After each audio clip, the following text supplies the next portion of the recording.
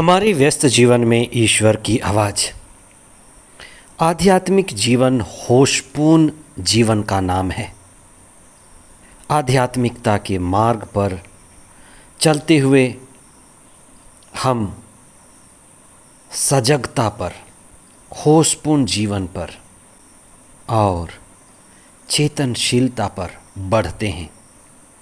हमारे दुख का कारण हमारा बेहोशी पूर्ण जीवन है और हमारे सुख का कारण भी हमारा होशपूर्ण और चेतनापूर्ण जीवन है। धर्म यानी धर्माचरण, अच्छे जीवन, अच्छे व्यवहार का आचरण। 16वां सामान्य सप्ताह 27 जुलाई 2024 शनिवार। पहला पाठ नबी यिर्मयाह का ग्रंथ अध्याय 7 पद संख्याएं 1 से 11 तक और संत मत्ती का सुसमाचार अध्याय 13 पद संख्याएं 24 से 30 तक।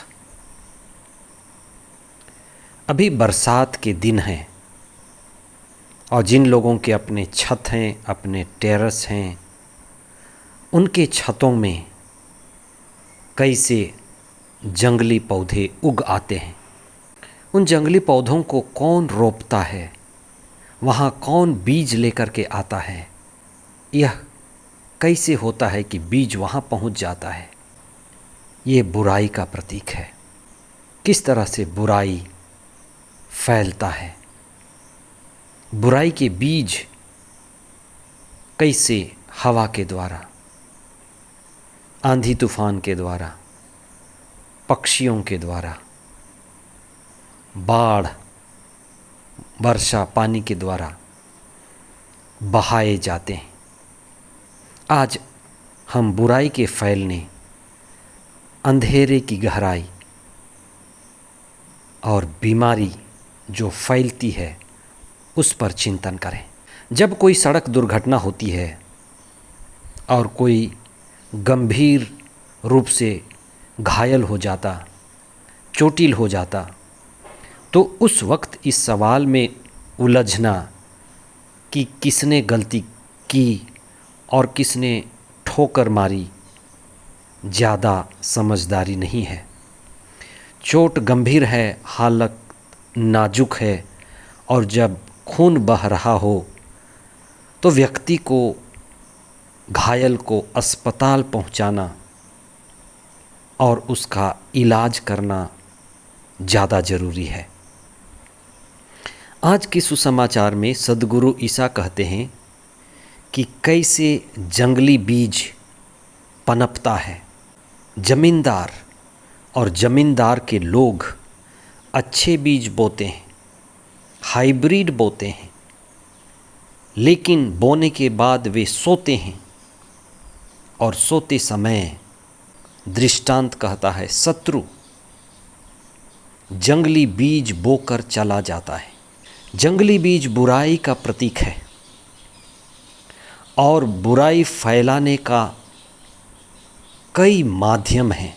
जो नशा करता है, नशा से जुड़ा है, उन नशा और बुराई फैलाने का माध्यम है। जो घूस लेता है, घूस से जीता है, वो घूस का एजेंट है, बुराई फैलाने का माध्यम है। इसी तरह से हर बुराई जिसमें हम जकड़े जाते हैं, हम उस बुराई को फैलाने के माध्यम बन जाते हैं। ज़मीन का मालिक कहता है कि जंगली घास और गेहूँ दोनों बढ़ रहे हैं। मज़दूर कहते हैं आप आज्ञा दें कि हम जंगली घास उखाड़ डालें। मालिक कहता है, ज़मींदार कहता है मत उखाड़ो, क्योंकि गेहूं के पौधे मजबूत नहीं हैं। जंगली पौधों के साथ, खरपतवार के साथ गेहूं भी उखड़ जाएंगे। इसलिए उपाय क्या है? साथ साथ बढ़ने दो। उपाय ये है कि गेहूं के पौधे को मजबूत होने दो। खरपतवार और जंगली पौधे मारने का एक ही रास्ता बच जाता है, गेहूं के पौधे को मजबूत करो। गेहूं का पौधा हमारी आत्मा है। आत्मा को मजबूत करो। जब आत्मा मजबूत होगी तो शरीर पर और मन पर राज करेगी। जिस व्यक्ति में आत्मा का राज है वही स्वर्ग राज का अनुभव करता है, और जो आत्मापूर्ण चेतनापूर्ण जीवन जीता है वही वास्तव में होशपूर्ण जीवन जीता है। होशपूर्ण जीवन ही बचाव है। इसलिए जब हम आध्यात्मिकता के मार्ग पर चलते हैं तो हम ध्यान में बढ़ते हैं। इसीलिए कहा जाता है ध्यान हटी दुर्घटना घटी। पति पत्नी, परिवार, रिश्तेदार सभी को ध्यान में, होश में होने की ज़रूरत है कि कहीं मेरे बेटे बेटियों का ध्यान तो नहीं हटा, मेरी पत्नी, मेरे पति का ध्यान कहीं गलत जगह पर तो नहीं है।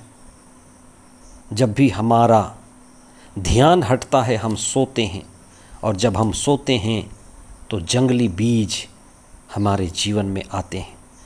इसलिए आप सजग रहें, जागते रहें, तत्पर रहें। प्रभु ईसा कहते हैं क्या तुम 1 घंटे भी नहीं जाग सकते? हम आत्मा में रहें, चेतना में रहें, सजग रहें, जागते रहें, अच्छी चीज़ों को अपने जीवन में व्यवहार में लाएं। यिर्मयाह नबी मंदिर के सामने खड़े होकर मंदिर में प्रवेश करने वाले लोगों को हिदायत देते रहे कि मंदिर में जाओ, प्रार्थना करो, अच्छी चीज़ों को जीवन में उतारो, धर्माचरण करो, बुराई से बचते रहो। आइए हम कुछ समय मौन होने के लिए, प्रभु की संगति में होने के लिए, प्रभु के साथ जुड़ने के लिए समय निकालें।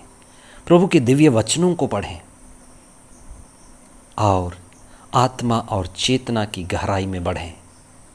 आनंदित रहें। आमीन।